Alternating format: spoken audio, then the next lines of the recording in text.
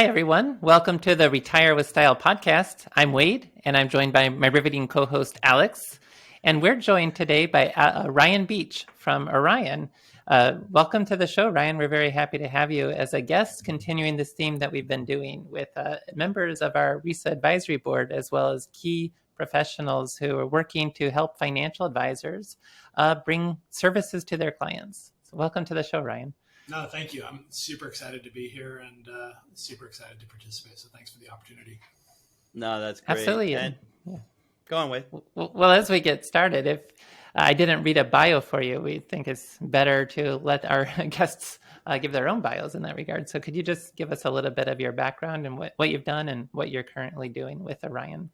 Yeah, sure. So I got into the investment advice business a little bit differently than most people. I actually started out as an attorney. So I was a securities and mergers and acquisitions attorney for about 8 years, which allowed me to see the business in a little bit of a different view.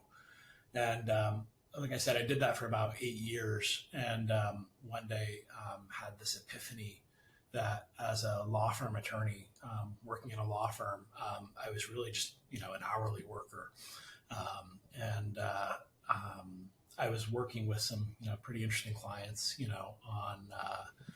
on the RIA side of the business, and really was very jealous about, these scalable business models that they had, helping clients to better outcomes and growing their practice into something, really meaningful. And I remember I just had this epiphany one day that I was sitting on the wrong side of the table and wanted to get more closely aligned with the advisor community that I was starting to learn more and more about as an attorney. So I actually jumped ship from being a law firm attorney and joined as the general counsel for Orion, my current employer, back in 2011. And back then, Orion was a lot smaller, but we knew that we were onto something, helping advisors, grow their business and partnering with advisors.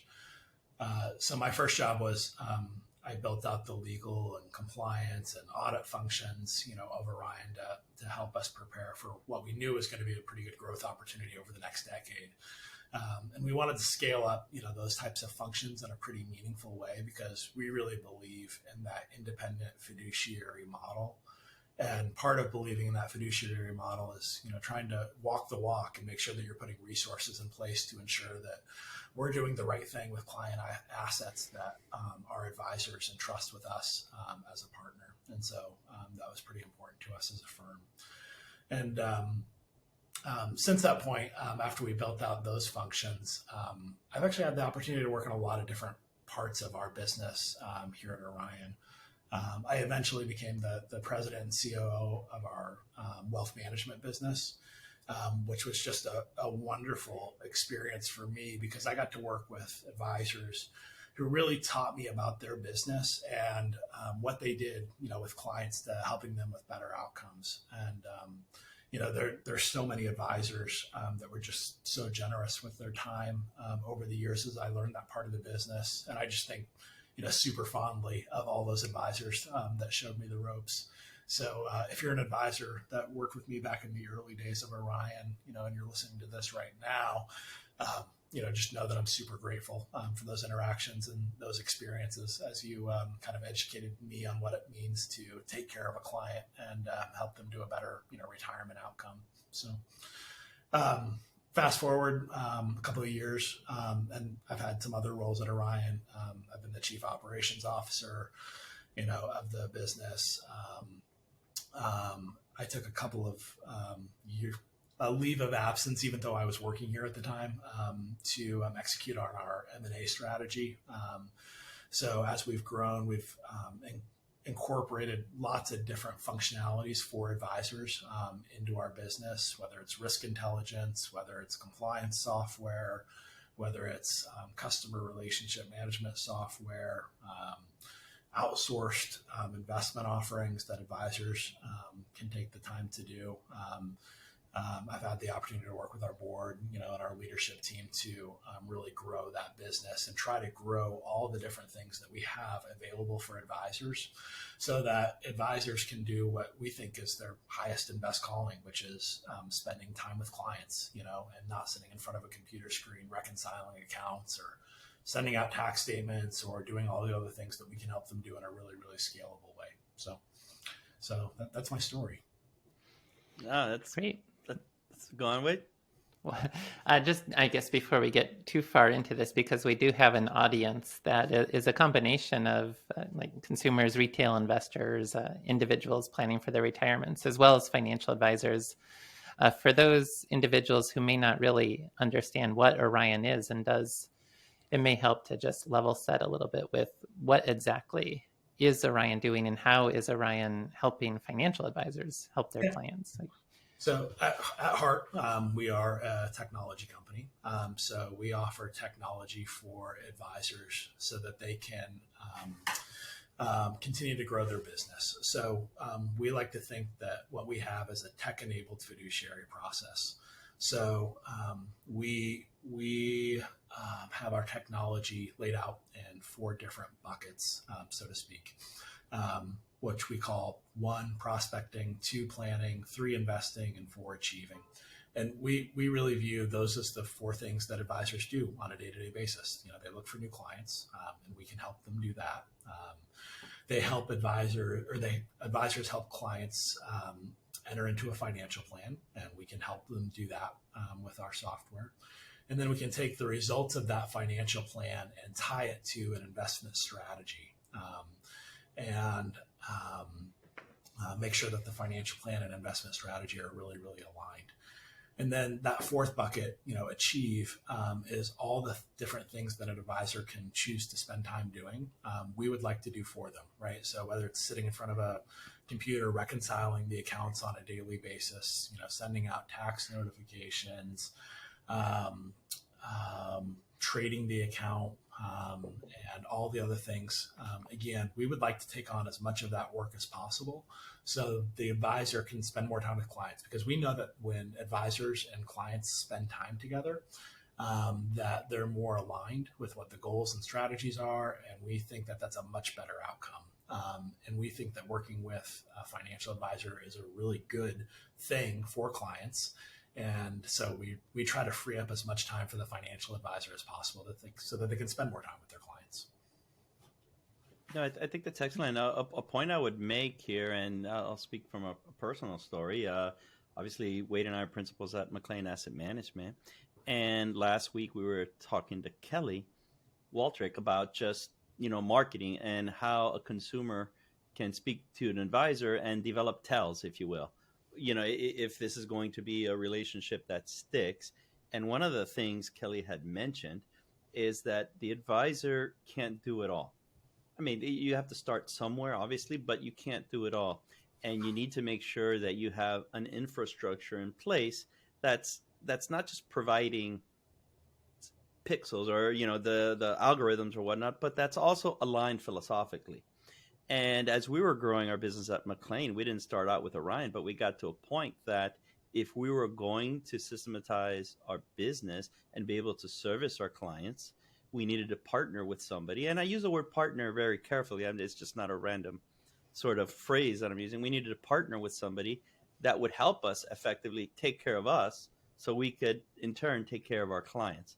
And I think that's very important when someone's doing their due diligence as a consumer, to really get at who is this firm, who is this advisor working with, to make sure that their ducks are in a row, from the viewpoint of being able to manage the relationship successfully.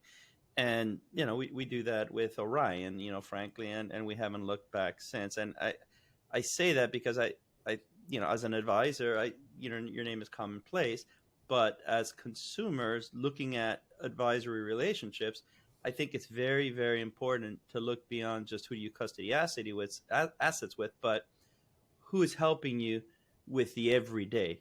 And, a consumer may think, I don't care. I just want to know a strategy or this or that. But the reality is you got to take it from an Excel sheet to or Excel sheet for financial planning and, portfolio management, reporting to actually manifest it, in a scalable way that's flawless. And, Orion is a significant player there. And like I said, we haven't looked back. And that's very important when somebody is doing their due diligence. I mean, I don't know. What's your take on that, Ryan? Obviously, it behooves you to say, yes, I agree. But I mean it from the standpoint that I'm sure when friends are talking to you about, hey, what advisor I should use or whatnot, it's not just the strategy or the relationship that's very important, but it's also all the stuff that's underwater. Yeah. Would you agree? I would absolutely agree. And I think that there's, all different, sorts of advisors, out there, right? Some advisors get into the business because they really like to manage money, right? And they'll spend their time, putting together the investment, allocations and, spending a lot of time on that. But there are plenty of things that we can help advisors do so that they can spend more of their time doing what they're good at, right? Some advisors get into the business because they really like working with people, right? Relationship management, right? And again, we take on as much of the back office day-to-day functionalities that can be automated by technology, so that advisors can do more of that. So I think an important question for any client, to ask an advisor is, out of all the different things that advisors do, what do you like doing the most, and how do you organize your practice so that you can do more of that for me, right? Yeah, absolutely. In that vein, since you've, since 2011, and well, I have to get something out of the way just from the very beginning. Wait, did you say I was riveting? I did, and I was also noting you didn't get a full sentence until almost 8 minutes into the episode. So. I think that's a record. And I'm sure all of our listeners are happy about that. But how have you seen it change over the years? Because I would say you're so much more than you started as a portfolio accounting system, effectively, where Eric spotted a gap and he just took off with it. But again, that's almost like this investment theme, and that's it. Mm-hmm. How have you seen that amplify in terms of the purview of your services, in terms of reading the tea leaves and saying, hey, we need a little bit of this, hey, we need a little bit of that? And I say that because I think that speaks to how the advisor relationship with consumers, with their clients, has also changed over the years. Yeah, it's interesting. So, when I got into, this business, as, a baby attorney, like one of the things that, attorneys do, in this industry, when they first start out is they get to review advertising materials, right? So it's like, hey, review these advertising materials that the advisor is using to make sure that they're compliant with SEC rules and regulations, right? And so if I think back, to that time period, of my life, and I think back to what those advertising materials looked like, it was all about, hey, how do you invest for retirement, right? And retirement is this thing that's off in the future. It's off in the distance, right? But what are you going to do now about, saving for retirement? What are the best mutual funds to buy? And how much money, should you be putting away inside your investment account, to prepare for retirement?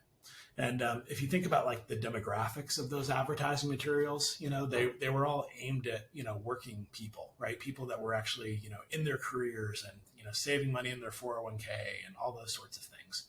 But it'd be interesting. I guess I'd challenge some of your listeners, who may not be as familiar with the financial services industry, to next time a commercial comes on TV for, financial advice, or financial services, look at the demographics of who it is. Now it's a slightly different story, right? It's aimed at people who are already in retirement, right? Instead of, an advertising, segment that's about a working person, it's now, hey, you're in retirement. How are you going to enjoy your time with your grandchildren, right? And how are you going to enjoy your time in retirement? And I think that the retirement problem is a different problem than the investment problem, right? And so I think you see that in the trajectory of of the business. There's been a demographic shift, in this country of, there are lots of people that are in retirement, right? And people that are in retirement have saved as much money as they're going to save, right? They're not working anymore, right? You've saved all the money that you're going to save. Yeah. And making sure that you don't run out of money in retirement is a very different problem to solve than solving for an investment, problem, right? An investment problem is how much money should I put away and how risky should my investments be over time, right? But once you're in retirement, it's a very different discussion. So I think just like you guys, we've been more focused on financial planning, and how financial planning augments retirement because of this demographic shift that's happened, in our country. That's still taking place, today. No, I fully agree. I think, Wade, you may have written a book about this. I'm not sure. Yeah, this is music to my ears in terms of this shift that we're seeing. And still the point, so much of the financial services world is at least now recognizing exactly what you were saying, Ryan, about risk changing in retirement and about having to meet your lifestyle in retirement rather than just saving and accumulating. But then the messaging is still, after pointing out how retirement's different, they don't know what to do next. It's still, they fall back to the same accumulation-based investment approach. And that's where when we see retirement income develop as a distinct field within financial planning, we see more and more how the approaches can be different. And that's so encouraging to just know that a major firm like Orion is talking about that and open to that idea that retirement really is different. And you have to, some people will keep that same investment accumulation mindset in retirement, but not everyone. And that's a big part of what the RISA has been about, is just helping to identify that there are different ways to treat that retirement phase. Yeah, no, absolutely. So couldn't agree. No, and even before getting into the RISA, because we'll give it some time, quality, some QT here. But I think what's been interesting too is when we were speaking with Kelly, it was, to your point, at the beginning, it seemed the marketing material was about how an advisor has this information asymmetry. We have some information that you need from us because we're smarter and we can read the tea leaves. And, hence the portfolio management system makes a lot of sense because it's, in God we trust, everyone else bring data. You guys provided the ability to show the data, if you will. But it's interesting because you've said in the marketing, what you see over time too is the advisor becomes this trusted relationship person, as opposed to just somebody that, is some stock market genius. And you guys, I've noticed, are making sort of offerings that really begin to be aligned with that trajectory, such as the financial planning tool you folks bought and brought in. The other piece that I think you're really leading the charge on is the whole, the investment. It comes from you. It's to steal a line from you folks. The investment problem has been solved, for all intended and purposes. Now you're really getting your hands around how can we bring technology to help facilitate solving the people problem is the wrong word, but the emotional aspects of all of this. Yeah, no, I agree.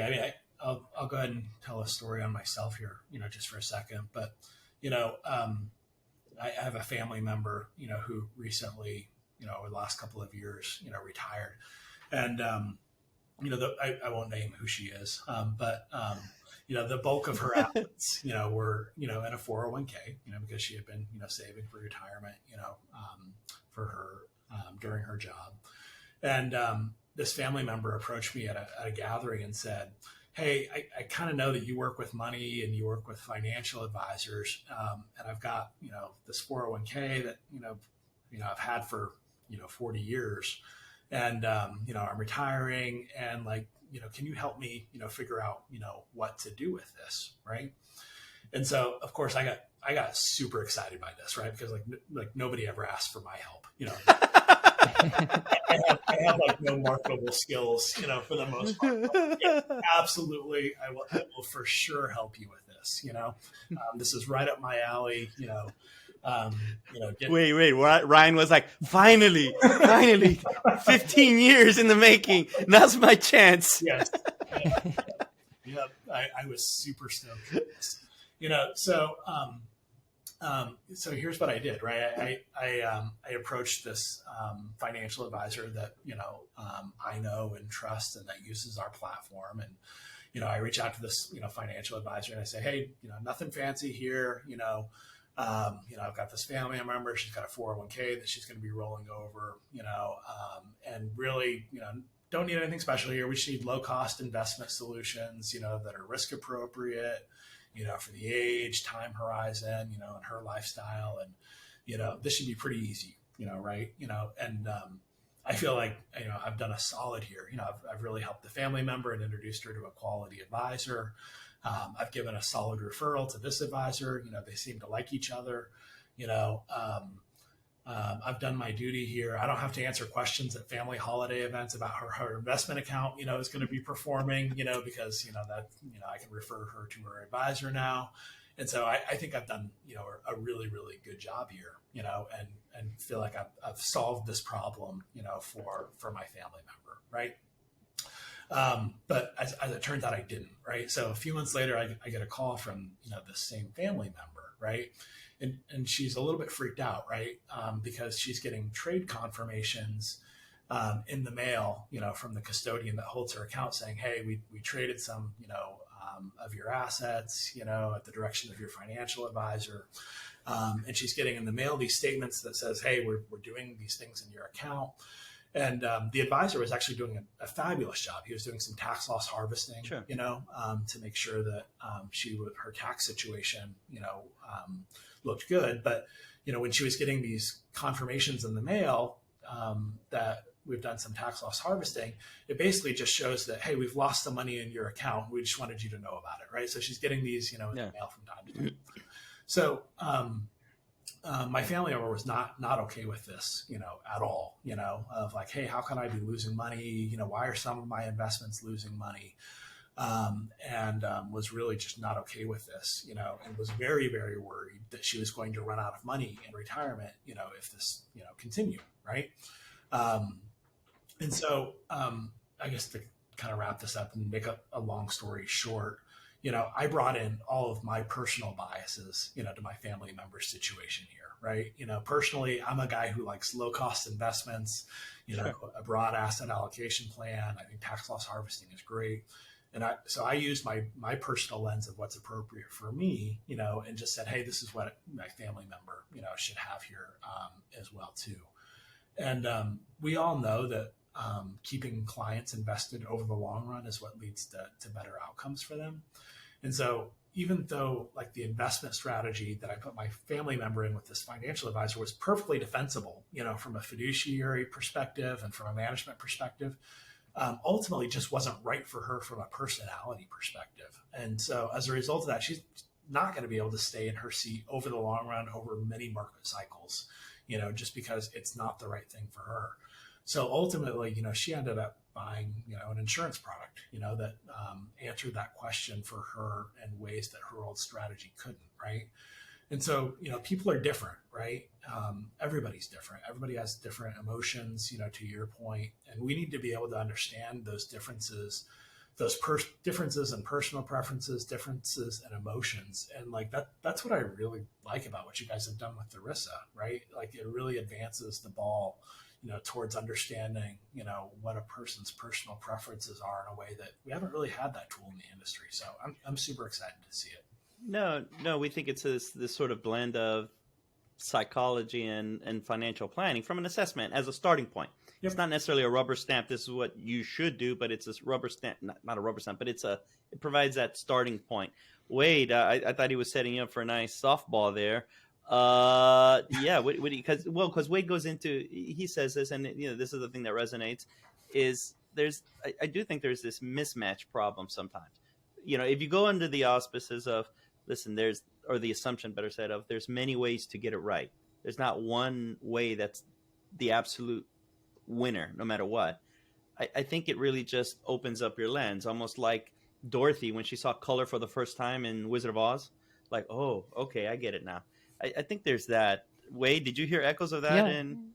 Right. It's a great story. And yeah, we've definitely heard from a number of advisors because historically financial services is so siloed. You have investment managers, you have insurance professionals, but what the RISA has been a part of is this growing trend towards advisors who are comfortable with both the investments and insurance. And we've heard from a number of advisors who said, kind of like your story there, where I thought that the investing approach was the best approach for everyone, but I'm seeing that that's not always the case and that there are different styles out there.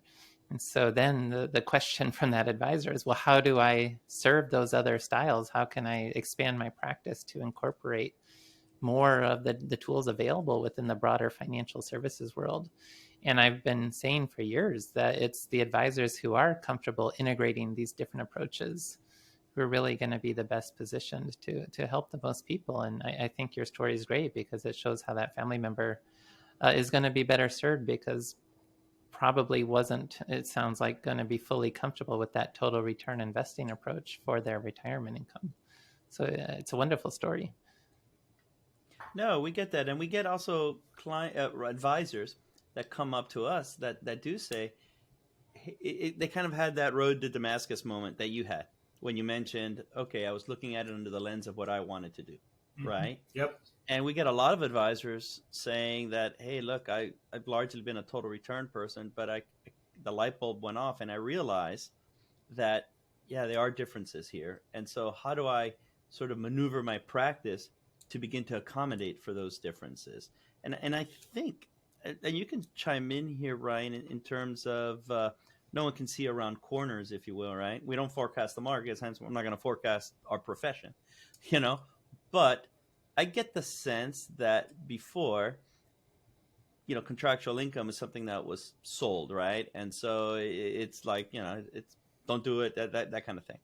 But I do think there's a full circle coming where an advisor needs to have a couple of things in their toolboxes that are able to provide solutions across the spectrum, because if not, they're going to run into these situations more and more. Or, frankly, if it's not within their wheelhouse, at least they're aware of it and they may be able to refer it to someone, at least that part of it, to someone that can do it. Are you seeing that within the thousands of advisors that are on your platform, this sort of willingness to begin to consider different solutions? Yeah, no, before? We absolutely see it. We typically get to see, an advisor's entire book of business, on our technology platform. And we're definitely seeing advisors use more and more solutions, across the spectrum. I like to think that we get to work with the very best types of financial advisors out there, that have their clients' best interests at heart. And so are absolutely willing to use whatever tool is most appropriate to get a client, to the right outcome, for them. I just think it's been sort of hard to do that, right? There's not been a structured way to have that conversation, with a client, in the past, right? Which is why I would say that, maybe 10, 15 years ago, it kind of depended on which side of the market you came up on, right? If you were an investment client, that's how you came up in the market, and that's how you learned how to service clients. That's what you did. And if you were an insurance guy and that's how you came up in the market, it was have hammer, will nail, insurance is the product for you, right? Absolutely. Yeah. I actually think that we're actually in probably what's one of the best times, in, our industry, where all of these things are available to the advisors. I think clients should be able to, have an open conversation with, what are the tools that are available to me, in your practice.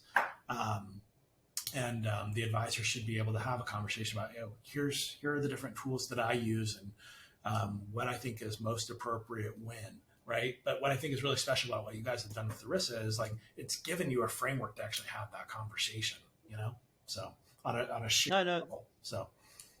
No, that's exactly right. I mean, you talk about your fiduciary flywheel, right, that you mentioned earlier, which was that prospect, plan, invest, achieve. I think it dovetails nicely within that. I mean, it's, prospect. It's a great tool to have that structured, semi-structured, better said, discovery meeting, because you know where they're coming from and you know the cadence of the conversation that you can have with them. And then it really flows well into the plan. the planning aspect of it, because it helps sets up the stage for that. And then from an order of operations standpoint, it further dovetails nicely in your whole system of you have something called 3D, and maybe you want to talk about that, how it kind of then fits very nicely in terms of, okay, not everything is going to be contractual income. There is, for those that want it, there's still, everything is, it's not realistic. You still need a role for investments. Let's help you figure that part out. Yeah. I think that's fascinating what you guys have done there. Yeah. What you folks have done there, better said. Yeah, absolutely. I think, like risk is one of these words that in our industry means, different things to different people. Like there's the investment risk, of what are the risks, of the investments, in your portfolio, right? But there's different types of risks, that advisors and clients should talk about, right? One is the ability to bear risk, right? Some clients need to bear a little bit more risk in order to get them to the returns that they need, right? And some clients don't need to really bear any risk at all, right? Because they have enough assets that, hey, no matter what, I'm going to be okay. So why have this additional risk on the table, right? And so what we're trying to do with a lot of our technology is, give advisors the tools to have different conversations about risk, not just the risks of a portfolio, but the advisors and the client's ability to bear risks, and I agree, understand them over time. So no, and then you throw in retirement. Wade, what are some risks that we try to kind of address with the RISA that are specific to retirement that you don't really see? I mean, it's one of these, and you alluded to it earlier, hammers for nails, weights for scales. It's just different tools for different solutions that you're trying to get at. And we said earlier that, retirement is different, and it is. Obviously, to your point, Ryan, you've accumulated your human capital, right? You've made what you've going to make. Voluntarily or not, you've kind of made it, and so now you need to transform that sort of asset base into your retirement income paycheck, but that comes with it different risks that are not sensitive, for lack of a better word, to retirement, to risk tolerance questionnaires. What are some of those risks, Wade? Well, right. That's a big part of the research behind the RISA was just in the investment accumulation frame. Risk is just the risk that your portfolio could lose value, but then that's a short-term phenomenon, you believe, because you believe eventually the markets would recover and go up. But in retirement, of course, people are also worried about not being able to cover basic spending, worried about outliving their assets, worried about not having reserves to cover unexpected spending shocks and so forth. And so that's where once you have that style, that then building a strategy first, there's always going to be an investment piece, but that's the great point about do you have the capacity to bear risk? Well, if your style is just, for example, income protection, and you decide to build in a protected income floor with insurance to cover your basic spending needs, now you do have more capacity to bear risk because your spending is not jeopardized. You're not going to outlive your assets just because there's a market downturn, or at least you're not going to outlive your ability to spend in retirement because there's a market downturn. And then you may feel more comfortable taking risk with the rest, or you may decide there's no need to take risk with the rest because you've got your spending needs covered. And that's where having that more complete approach and having those different tools, still having that risk tolerance conversation, but having it a bit later in the process. And it's the point you made as well, Ryan, about in the past, an investment manager that just views the job of a financial advisor as providing an investment portfolio. The first step of that was determining the risk tolerance. But when you think about the broader picture of what retirement planning and financial planning is all about, the first step of the process is not building the investment portfolio. That will come later in the process. And then all those risk assessment tools really have the opportunity to shine. So building that framework for advisors to walk through these steps, it's a great innovation. Yeah, and go on. No, I was just going to say, I think it's just so important for clients, and advisors to have those conversations like early and often, so that the financial plan, becomes really, really, robust. One of my favorite, quotes is, Mike Tyson's, quote of, hey, everybody's got a plan until they get punched in the mouth, right? Like this last year, has been like a punch in the mouth, for everybody, right? Well, I think Wade went to cash earlier, so let's everyone, but yeah. No. And I still have a long time horizon. So just got to frame it as a buying opportunity. But I mean, seriously, this market has been a punch in the mouth, right? Yeah. Like, the more you're talking about what that financial plan is, and like getting comfortable with it, and like understanding, how all the different components, come together to support, a long-term time horizon. It makes it more palatable to stick with the plan, right?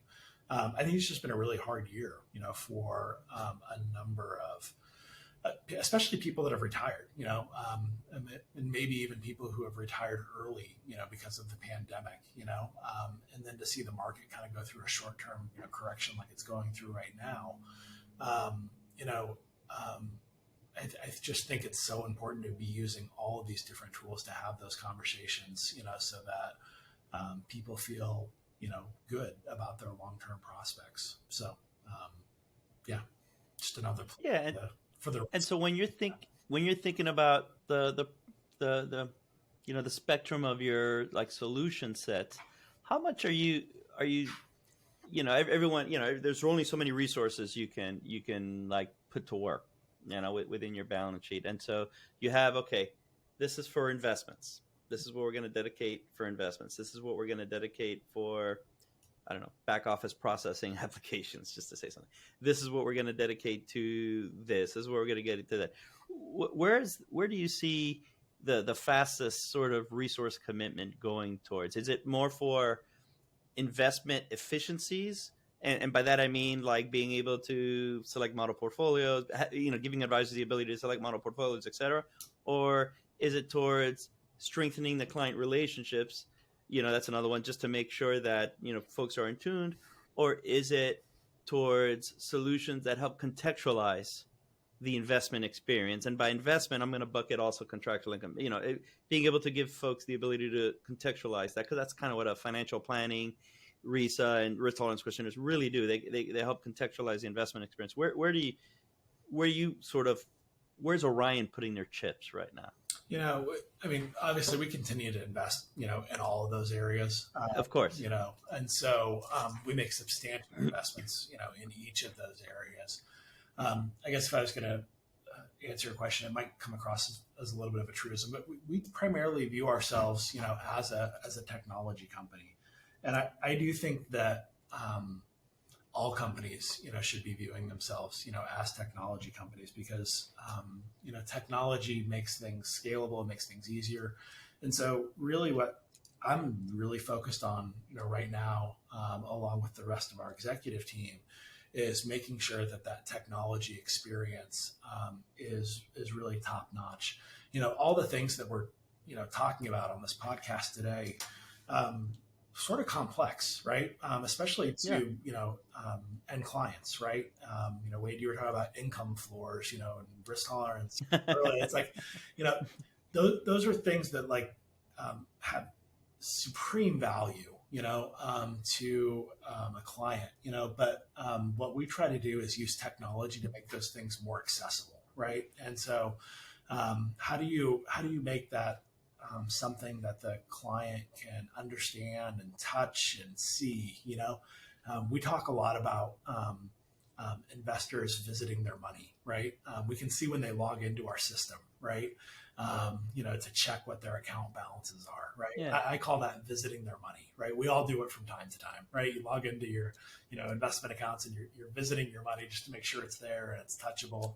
Like each one of those is like an experience, or is an opportunity to, reinforce the financial plan. It's an opportunity to reinforce, what the goals are, of the end client. And so that's where I think we're spending a lot of time right now, is just making sure that holistic, experience for the client is delivered really effectively through technology. Technology is interesting. That just breaks down all barriers, if you're doing it right. So when you're looking at it, is it fair to say, by the way, I sleep with my money under my bed. I'm covered. I'm covered. It's a little lumpy in certain areas, but other than that, I'm fine. No, so when you're doing this, when you're thinking about, okay, what's the roadmap kind of thing, you're a couple of interesting things. I'm curious. You're talking about clients, and there you mean underlying consumers, but you have a tougher challenge than that because you have to provide it to advisors who can then provide it to consumers. There's an extra point of separation or whatever the word is. There's that extra sort of hump that you have to go across. So I'm curious if you're thinking about it like, okay, we got to make it super easy for advisors so then advisors can, you're kind of making the advisors the hero, if you will, as opposed to Orion's the hero. So that's a kind of a challenge. Yeah, I mean, I'm curious how you kind of go through that. Yeah, I mean, we definitely view ourselves as the back office, function. I would say that most of the clients whose assets are on our platform don't even really know who we are, right? I mean, because we privately label everything for the advisor's benefit, right? And try to make sure that the advisor's relationship is front and center. Because again, that's where the true value add comes from, is between having the advisor and client be spending more time together, right? So we're not trying to put our brand out there and disintermediate that advisor relationship, at all. However, the advisor uses a lot of our tools, right? So the client portals that clients go log on to, to visit their money, is offered by us. And so really, the balancing act that we're trying to solve for is, how do we make this very easy and scalable for the advisors, but still at the end of the day, very configurable, so that the advisor can talk about risk and talk about the markets and talk about retirement in a way that resonates with their personal philosophy, right? Yeah, and you're also doing a little bit more. I think you're also, if I heard you correctly, and feel free to say wrong, that kind of thing.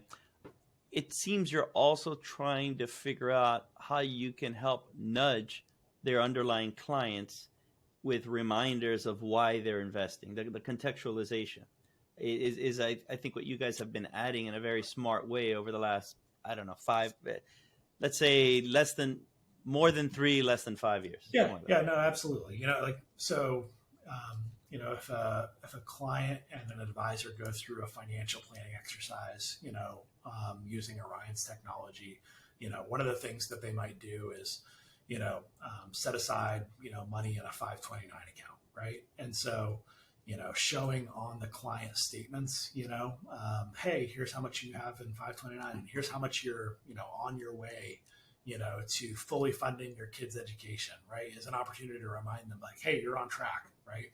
And so some advisors, want us to put that right on the client statement, every time. And some, would prefer to have that conversation in a different manner. But what we're ultimately offering is advisors to have choice and flexibility to service clients the best way that they can. No, I agree. Another example that you folks did, I think you were the first ones to do it, which was, I thought it was pretty smart, where you would have like Monte Carlo results in the performance reports. And the beauty of that is, okay, let's say this year, right, the negative returns. But if there's a corresponding Monte Carlo result from their financial plan that goes out, sure, it was negative whatever this year, but you're still on track for your plan. Yeah, absolutely. I think that's what it's about, right? Trying to find out those kind of magical moments that you can provide to the advisor so they can push on to the clients. And again, I harp back on what I said at the beginning. If you're a consumer listening to this, I think having an advisor that partners with technology companies like this is critical.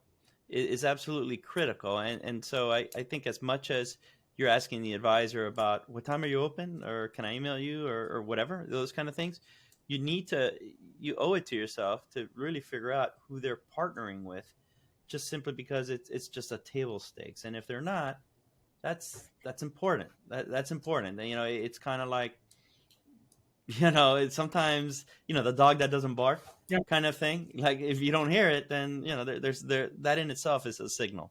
Yeah, no, absolutely. I mean, every advisor, does things a little bit differently. Some partner primarily with investment firms, right? And outsource, some part of their practice to an investment firm to help them do that. we like to think that we were able to offer both sides of the house, both the investment, outsourcing, the technology outsourcing, and ultimately, I sound like a bit of a broken record on this, but it actually is really important to us. At the end of the day, we exist so that we can do some heavy lifting for advisors so that they can spend more time with clients. It's really just that simple. Yeah. You take care of us so we can take care of our clients. Exactly. Yep. that kind of thing. Hey, should we trademark that? No, it's true, right? It doesn't need to be more complicated than that. And I think we're 40 minutes in and we didn't even talk about the RISA. No, we did. But in terms of your involvement in the advisory board, I think we don't need to, because simply for everyone listening in, it should be pretty obvious at this point why we're just giddy. I mean, to have Ryan be part of this, because if any of, Ryan's sort of philosophy, both personally and professionally, and I have to say, Ryan really is the epitome of everyone that we've interacted with in Orion. I mean, the firm just gets it. And if any of that magic pixie dust can effectively rub off on what we're doing within the RISA, how can we not be better for it? And so, Ryan, I just wanted to give a personal thank you for helping us on this, as we get going. So, And I honestly couldn't thank you guys enough. You guys have been great partners, and super excited that you guys are, pushing the boundaries of what's possible and allowing advisors and clients to have these conversations that there really wasn't a framework for before. So, for that. So I think it's great. Yeah, I think what Wade and I have always said is, I think what we came up with is something that was implicit, right? And we just surfaced it, ultimately. I think advisors are kind of doing that, maybe a little cumbersomely. Is that even a word, Wade? Cumbersomely? we're doing it in a cumbersome manner. Let me say it like that. And we're able to surface that. Something that I'm curious, and maybe it puts you on the spot, maybe it doesn't, but again, this is just a conversation, right? The investment model marketplace, and what I mean by that is an advisor, selects a portfolio, and many times you provide, hey, these are models that you can just piggyback off that fit what you're trying to do. How do you envision something like that working within the annuity space if there's a contractual income component to this? Because it's different, right? It's not a mutual fund. It's not a ticker symbol. It's a contract, right? Yeah. I mean, I think they have CUSIP numbers, but still, how would something like that work? So I think it's a mix, because I think that what you're going to see is more and more that it's not either an all or nothing thing that it's been in the past. So, using our technology, we have the ability, to offer, the very best investment solutions from, all the name brands that are out there, right? Yeah, exactly. Or BlackRock, whoever it is, right? But separately, we've always been downloading, information, into our databases, from, insurance providers and others.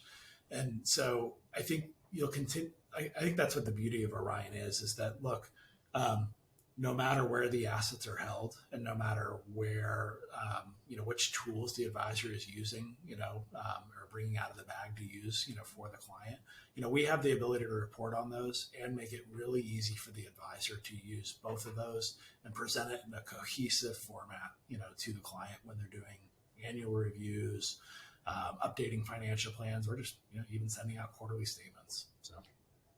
And I would say that's on the planning part. Mm-hmm. But do you see the industry changing in terms of how do you use them in the prospecting part? And what I mean by that, sure, let's say I'm an advisor and I separately, independently, sort of am able to identify a contract that works for a client, and then I bring it in, and then, okay, you can do the reconciliation. Yep. But for an advisor, especially as this movement happens, specifically RIAs, right now, independent RIAs that are getting into this sort of space because they're realizing, there's many ways to get this right. What do you envision being at their disposal if a prospect comes in and let's say they just take a RISA or something like that, and they come out in a quadrant that is sort of, okay, they need at least some they would like to consider at least some portion of their investments, into a contractual income. That's not technically correct, because an annuity is not an investment in of itself, but you get the Yep. It rhymes. Let's just humor me for that from that point of view. Mm-hmm.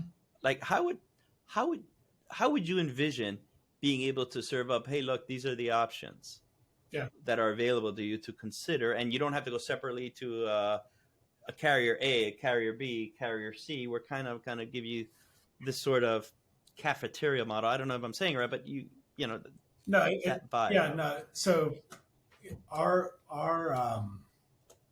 ethos at Orion has always been to be open architecture, right? So we're not going to restrict the advisor, from using a product, that they think is appropriate, for the client. Like, we'll consume that into our system and make it really easy for the advisor to do that.